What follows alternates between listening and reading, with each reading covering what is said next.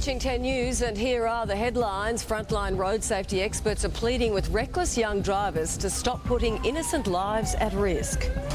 Famous Australian sauce maker Rosella has been placed in receivership with hundreds of jobs now in danger. And Ricky Ponting has made just 8 in this last test innings, but got an emotional send-off at the WACA.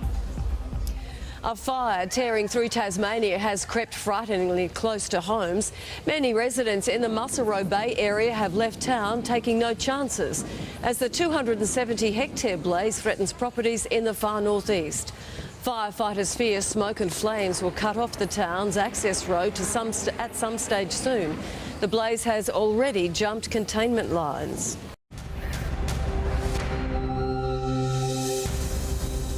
A raft of disappointing economic data was released today, but there is an upside. We're now predicting that homeowners will receive a reprieve tomorrow, with the RBA expected to slash rates to 3%. But it's tough news on the employment front. The number of jobs advertised in November was down almost 3%, the 8th straight month of falls. We've also seen retail conditions fairly flat in October, and company profits have had their biggest drop since the GFC. It was much more positive on the share market front, though. Stocks hitting a 2-month high today thanks to some positive news out of China, the All Ords adding 22 points. Banks were generally firmer, while Woodside Petroleum received a boost after striking a $1 billion deal to take part in the development of a massive gas find off Israel. JB Hi-Fi clawed back some of last week's lost ground. The Aussie dollar back above 104 US cents, but it's fallen against the euro and the pound. Commodities are up across the board. Oil is buying above 89 US dollars a barrel.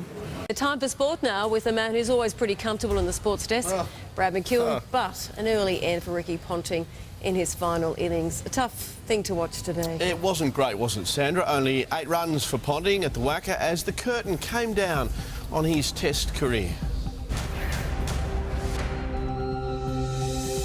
Australia's highest run scorer given a respectful farewell by the South Africans as he raised his bat for the final time. We'll have all the day's highlights ahead. Plus another flash car and another bad move by Bernard Tomic. The Ferrari and his Tennis Australia snub next.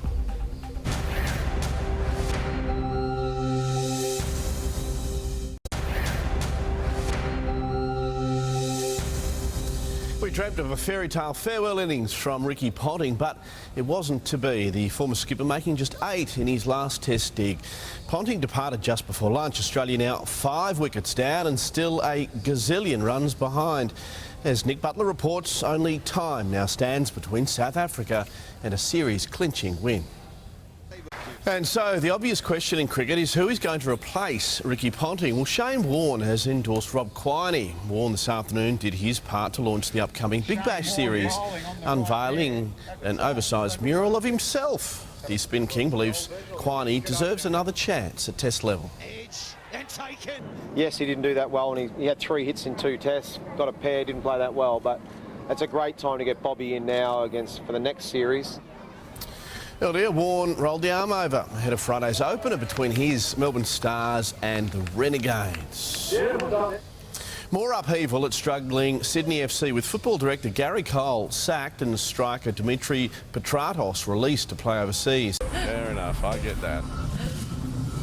Play of the day, and it's time to pull on your skates for the Ice Cross Downhill World Championships at Niagara Falls. More than 35,000 fans lined the course to see defending champ Kyle Croxall in the white jersey crash midway through the race before, incredibly, he came back to take the lead.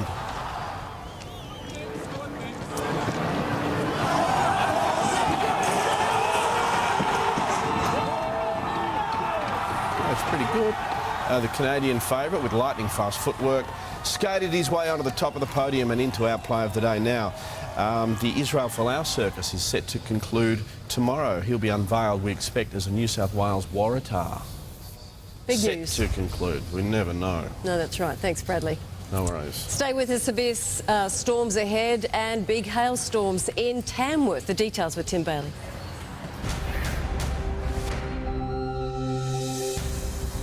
Yeah, we'll have the latest on those storms that tore up Tamworth and a cheeky blue sky that might just colour in the rest of your week. It's all happening after the break.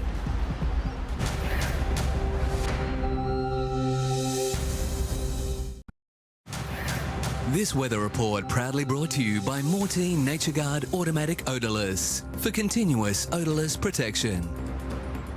Welcome back live, everybody. We're local at Ryde tonight with the latest on the storm information. Now, there is a severe storm warning for the northern tablelands, central tablelands, northwest slopes and plains, the mid-north coast, the Hunter and the northern rivers as we go to air tonight. Now, please tweet me some of the information. You are our best resource, folks. The storms that just tore through Tamworth. I've got one here from Rod Lang. He puts it pretty nicely and says that massive hailstorm rips through Tamworth. Hail the size of golf balls, 44 millimetres in the rain gauge until it was ripped apart. Bylong Road resembles a war zone. Trees smashed apart. Obviously, big wind gusts going through with these storm warnings, electrified skies and big ice falling from the sky. So take care. If you're in the northern half of New South Wales, they look to be on the radar for the next hour or so. As far as Sydney's concerned, well, that low-level cloud convention that coloured in Monday and drizzled all over the morning, forget all about that. What are we going to do? Well, we're going to have a cheeky blue sky that's going to hang around most of tomorrow, all the way through to your weekend. In fact, a big build-up of heat again next Saturday. Could see temperatures around 32 to 36 or 7 degrees in the Greater West. But clear blue skies and sunshine degrees. The outlook, and here comes some good work. Tuesday, sunshine. Wednesday, blue sky. Thursday, beautiful and 23. And Saturday, mostly sunny and 30. In the west, sunshine on your shoulder. Tuesday, Wednesday, Thursday, Friday and Saturday. Keeping an eye on the storms, of course, but a big blue week, Sandra, just for you. I'll take it. Thank you, Tim. That is 10 News for now. We'll have updates throughout the evening. The late news tonight is at 10:30. Don't forget the project is at a new time. 6:30. We'll see you, though, tomorrow night. Cheers.